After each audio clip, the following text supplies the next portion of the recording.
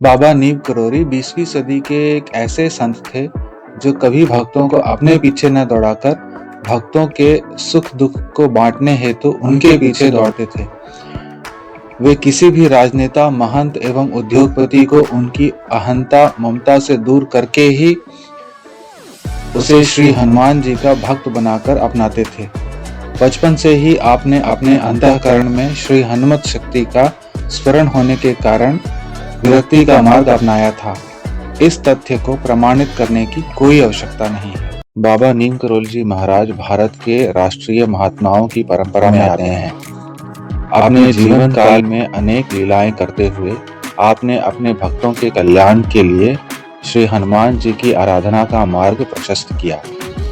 आपने अपने लिए न किसी आश्रम की स्थापना की और न ही कोई अनुयायी भक्त मंडली ही तैयार की।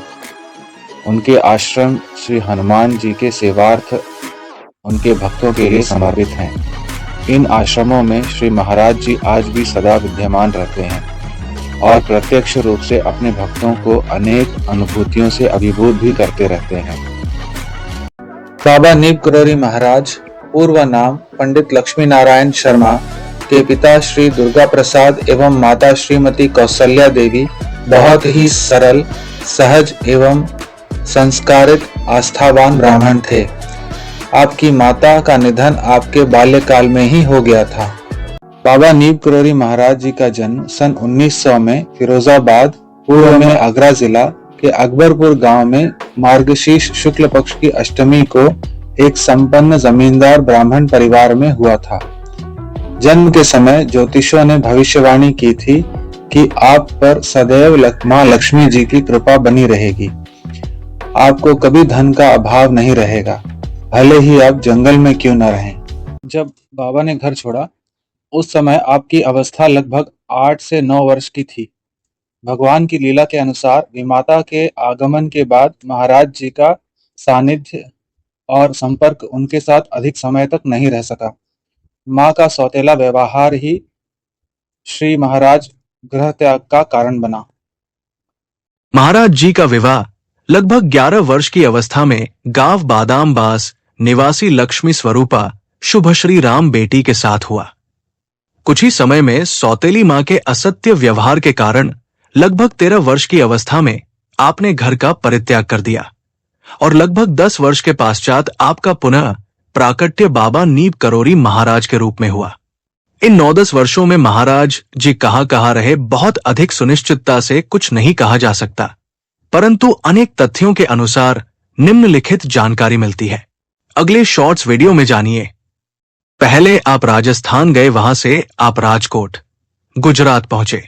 वहां आपसे अति प्रसन्न होकर महंत श्री ने आपको अपना उत्तराधिकारी घोषित कर दिया। ये बात उन महंत श्री के बाकी भक्तों को कुछ नागवार गुजरी। आपने विवाद से बचने के लिए वो जगह छोड़ दी। यही आप बाबा लक्ष्मण दास के नाम से जाने गए। उसके पश्चात आप बबनिया मोरबी गांव गुजरात पहुंचे। यहां आपने एक तालाब में रमाबाई आश्रम के निकट अपनी कठिन साधना जारी रखी। आप घंटों तालाब के अंदर बैठकर ध्यान लगाया करते। वहां आप तलैया बाबा के नाम से जाने गए। कुछ समय तक बवनिया रहने के पश्चात आपने बवनिया को भी छोड़ दिया और आप घूमते घूमते नीम करोली गांव जिला फर्रुखाबाद उत्तर प्रदेश आ पहुंचे। महाराज जी की वाणी दिव्य थी, यद्यपि आपका गांव वालों से बहुत कम संपर्क एवं बोलचाल थी, किंतु महाराज जी जो भी कहते वो सच हो जाता था।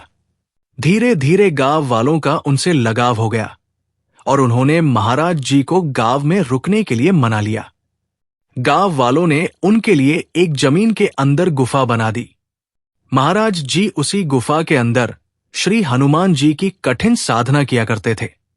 उनको कभी किसी ने बाहर निकलते नहीं देखा, यहां तक कि गांव वालों ने उन्हें अपने दैनिक कार्यकलापों के लिए भी कभी निकलते नहीं देखा। गुफा में बिना आज्ञा प्रवेश करने की सख्त मनाही थी। कुछ समय पश्चात पुरानी गुफा से लगभग 200 मीटर की दूरी पर गांव वालों ने गोवर्धन नामक ब्राह्मण की बंजर भूमि पर एक नई गुफा का निर्माण करा दिया। महाराज जी ने उस गुफा के अंदर गंगा माटी से निर्मित श्री हनुमान जी का विग्रह स्थापित किया। श्री हनुमान जी के स्वरूप की प्राण प्रतिष्ठा के समय आपने अपनी जटाओं से त्याग दी और लंगोट की जगह अपने धोती धारण कर ली। नई गुफा में आने के पश्चात आपने गांव वालों के साथ अधिक आध्यात्मिक चर्चा प्रारंभ कर दी और गांव के सामाजिक उत्थान के लिए कई कार्य भी शुरू किए गए। आप यहाँ लक्ष्मण दास बाबा से बाबा नीब करौरी के रूप में प्रसिद्ध हो गए।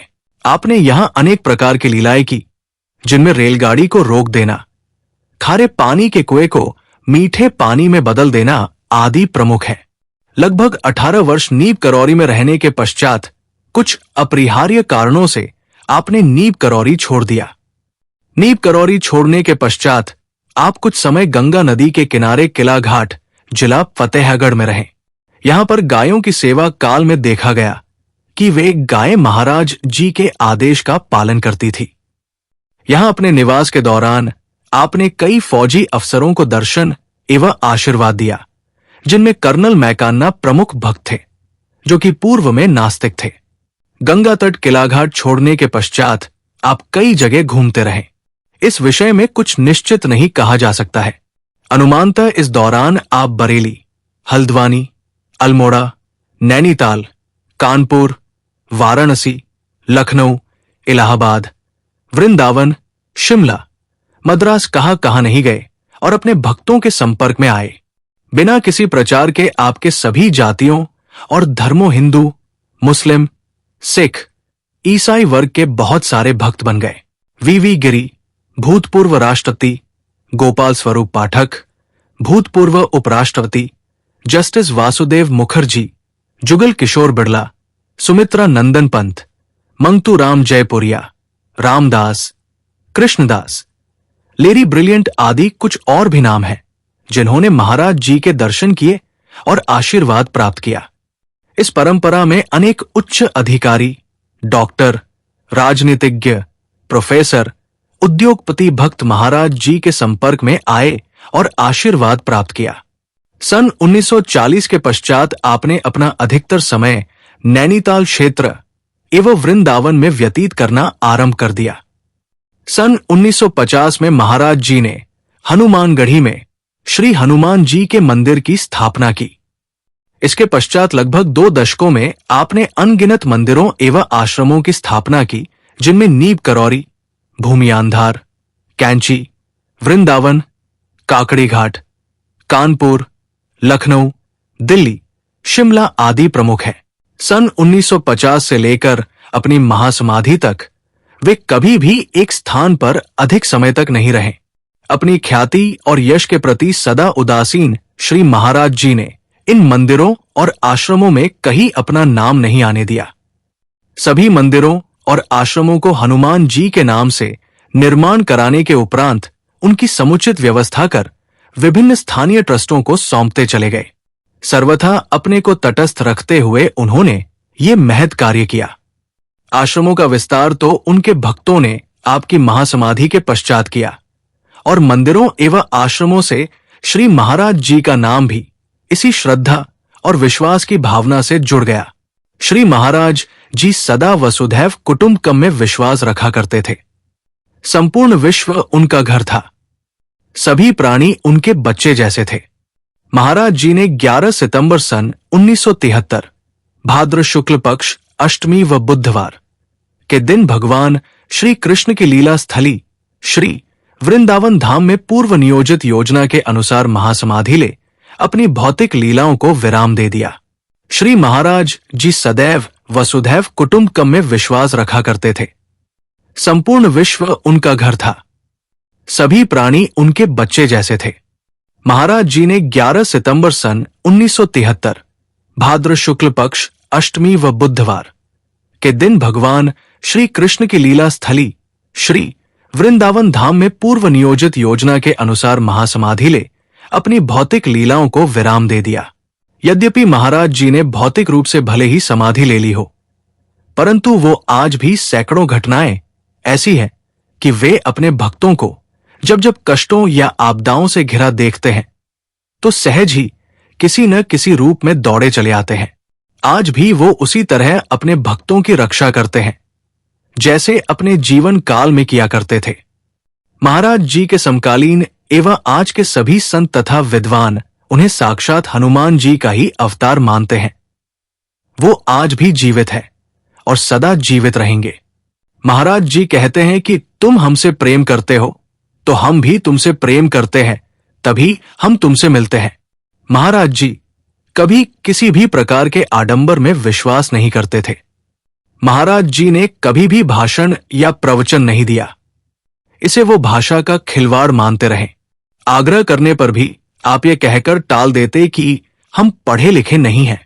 इस प्रकार उन्होंने जन समुदाय के बीच रहते हुए आज के आधुनिक वातावरण में मानवता के उच्च मूल्यों को स्वयं अपने आचरण के द्वारा स्थापित किया और उन्हें व्यावहारिक रूप दिया, जिससे लोगों में जागृति उत्पन्न हुई। उनके द्वारा प्रस्तुत आचरण एवं व्यवहार शिक्षाप्रधीन नहीं वरन जन साधारण के अनुकरण करने योग्य है। यद्यपि महाराज जी अपने आप को गुरु रूप में मान्यता दिए जाने को नकारते रहे, फिर भी उनके भक्तों ने उनकी पूजा अर्चना, प्रार्थना, आरती आदि उनको सदा सद्गुरु रूप में मानकर की और आज भी यही करते हैं। महाराज जी अपने भक्तों के प्रति अपने मातृ, पितृ, सखा, बंधु आदि भावों के साथ साथ अपने गुरु स्वरूप का भी निर्वाह प्रत्यक्ष एवं अप्रत्यक्ष रूप में करते रहे। महाराज जी अपने भक्तों को सूक्ष्म रूप में ज्ञान प्रदान कर, उनका योगक्षेम वहन कर, उनकी सांसारिक समस्याओं का निदान कर, उनकी उलझनों एवं शंकाओं का निवारण करते रहे। महाराज जी विभिन्न रूपों में अवसर अपनी भावनाओं का ही एक प्रतिरूप है, जो जैसा हम विचार करते हैं उसी के अनुसार उसी रूप में दिखाई जान पड़ते हैं। कभी परिवार के किसी सदस्य के रूप में या कभी एक श्रद्धेय शिक्षक के रूप में। महाराज जी के रूप में एक व्यक्ति इस ब्रह्मांड में कईयों के लिए राम रूप में, कईयों के लिए देवी दुर्गा के रूप में, कई लोग उनको सर्वशक्तिशाली हनुमान का अवतार मानते हैं। स्वामी करपात्री महाराज कहते हैं कि इस कलयुग में कई विद्वान संतों ने जन्म लिया, लेकिन कोई भी बाबा नीब करौरी के जितना प्रबुद्ध नहीं। स्वामी विद्यानंद, डिवाइन लाइफ सोसाइटी और श्री शिवानंद आश्रम के अध्यक्ष महाराज जी के लिए कहते हैं कि उत्तरी भारत के एक महान अद्वितीय रहस्यवादी संत। महाराज जी कहते हैं कि लोगों को मेरी सच्चाई जानने के लिए मेरे शरीर से एक बाल को नोचना होगा और तावीज बनाना होगा। महाराज जी ने हालांकि अपनी दिव्यता को हमेशा छुपा कर रखा।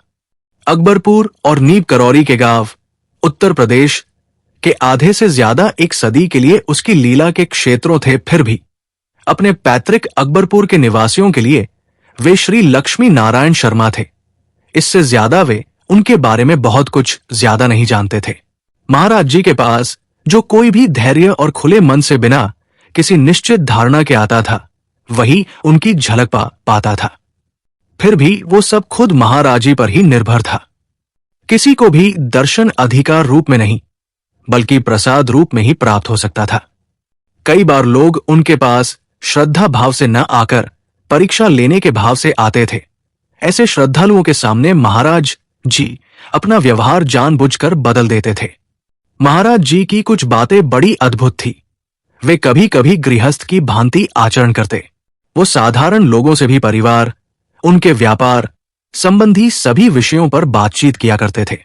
वे लोगों की कल्पना के अनुसार आडंबर से कोसों दूर भगवा वस्त्रों में या जटाजूट धारी नहीं थे, अपितु धोती और कंबल लपेटे रहा करते थे। भेष वस्त्र है सादा ऐसे, जाने नहीं को साधु जैसे। ऐसी है प्रभु रहानी तुम्हारी, वाणी कहे रहस्यमय भारी। ये तस्वीरें मेरी यात्रा के दौरान वृंदावन के नीब करौरी आश्रम से ली गई है। कृपया इस दिव्य स्थान पर अवश्य जाएं और शांति का अनुभव करें।